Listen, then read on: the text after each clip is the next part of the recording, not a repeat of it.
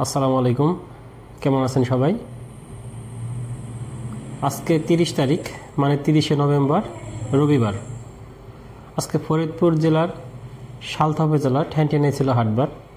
এটা ফরিদপুরের মধ্যে অন্যতম বড় পেঁয়াজের বাজার। তবে ওই এলাকায় গতকালকে একটা মারামারি হয়েছে। সেই মারামারির সুবাদে এলাকাটা একটু থমথমে, যার জন্য বাজারটা একটু থমথমে।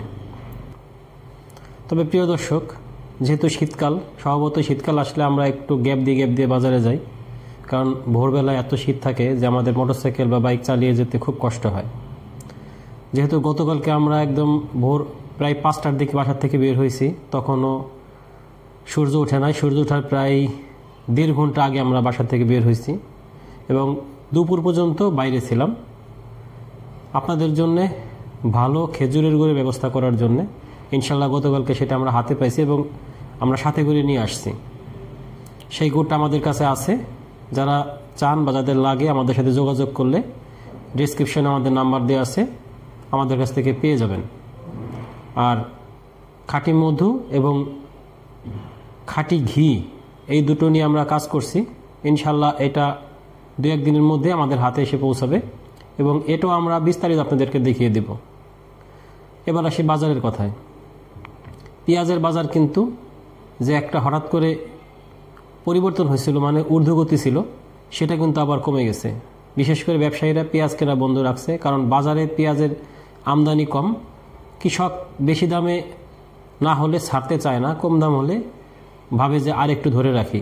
কিন্তু মোকামে কিন্তু বেচা কেনা কম বা দাম কম, কারণ মুড়ি কাটা অলরেডি উঠে গেছে। যার জন্যে মুড়ি কাটা ওঠার জন্যে ঢাকার পাইকারি আড়তগুলোতে বা চিটাগাংয়ের আড়তগুলোতে তুলনামূলক দাম কম। এই জন্যে তারা ব্যবসায়ীদেরকে বলছে যে আপনারা বেশি দামে পেঁয়াজ কিনবেন না, কম দামে কিনেন, কারণ পেঁয়াজের চাহিদা এদিকে তুলনামূলক কম আছে এবং দামটাও কম। যার জন্যে যারা গ্রামে বাজার থেকে কিনে ঢাকা চিটাগাংয়ে দেয়, তারা কিন্তু কেনা বন্ধ রাখছে।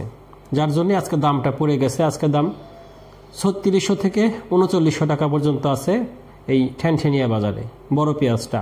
আর ছোট পেঁয়াজগুলো খুবই সামান্য আছে, সেগুলা 3000-3200 এরকম আছে। তবে প্রিয় দর্শক, একটা কথা বলি যে বাংলাদেশে পেঁয়াজের দাম যেরকম বেশি, ভারতে কিন্তু পেঁয়াজের দাম একদমই তলানিতে। কারণ ভারতের পেঁয়াজের একটা বড় ক্রেতা ছিল বাংলাদেশ। কিন্তু এখানে একটা সমস্যা হচ্ছে যে ভারতে যে পেঁয়াজ রপ্তানি হয় তার প্রায় 50% আসতো বাংলাদেশে, আর বাকি 50% অন্য অন্য দেশে যেত। এর মধ্যে সৌদি আরবও ছিল ভারতের পেঁয়াজের অন্যতম বড় একটা ক্রেতা। কিন্তু বিগত বছরগুলোতে আমরা দেখছি ভারত সময়ে অসময়ে হঠাৎ করে পেঁয়াজ রপ্তানি বন্ধ করে দিত, যার জন্য আমাদের বাজার অস্থিতিশীল হয়ে যেত, দাম লাফিয়ে বাড়তো। এমনকি আমরা দেখছি 8000 টাকা মনও পেঁয়াজ আমাদের এখানে হয়েছে, শুধুমাত্র ভারতের হঠাৎ করে পেঁয়াজ রপ্তানি বন্ধ করার জন্য।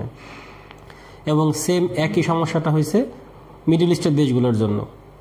যার জন্যে ভারতের যে ক্রেতা ছিল তারা আসলে চিন্তায় পড়ে গেল যে ভারত যেহেতু সময়ে অসময়ে পেঁয়াজ বন্ধ করে দেয়, তাহলে আমরা এক কাজ করি, আমরা বিকল্প উৎস থেকে সংগ্রহ করি।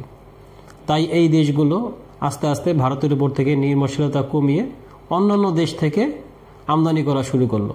এতে দেখা গেল তাদের বাজার ঠিকই নিয়ন্ত্রণে থাকলো, তারা পেঁয়াজ পাইল, কিন্তু ভারতের পেঁয়াজ তারা আর নিল না।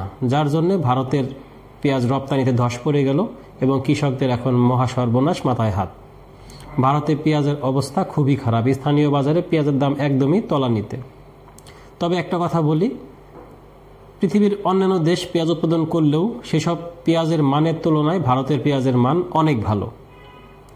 তবে যেহেতু টাকার একটা বিষয়, জনগণের খাওয়ার বিষয়, তাই এখন ইদানিং দেখা যাচ্ছে যে মানুষ মানের দিকে অতটা তাকাচ্ছে না।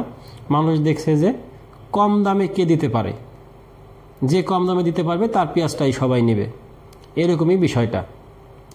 আর আমাদের বাজারে, আমাদের দেশে পেঁয়াজের বর্তমানে যে উৎপাদন এবং যে চাহিদা, তা দেখা যায় যে চাহিদার তুলনায় উৎপাদনটা বর্তমানে আমাদের দেশে বেশি আছে। এবং ইনশাল্লাহ আশা করছি আগামী বছরে যে পেঁয়াজ উৎপাদন হবে তা আমাদের দেশে অনেক বেশি থাকবে চাহিদার তুলনায়। যার জন্য আমাদের আর বিদেশ থেকে আমদানি করার প্রয়োজন হবে না।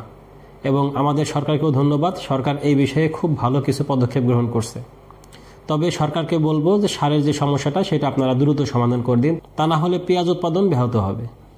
ধন্যবাদ সবাইকে। আল্লাহ হাফেজ।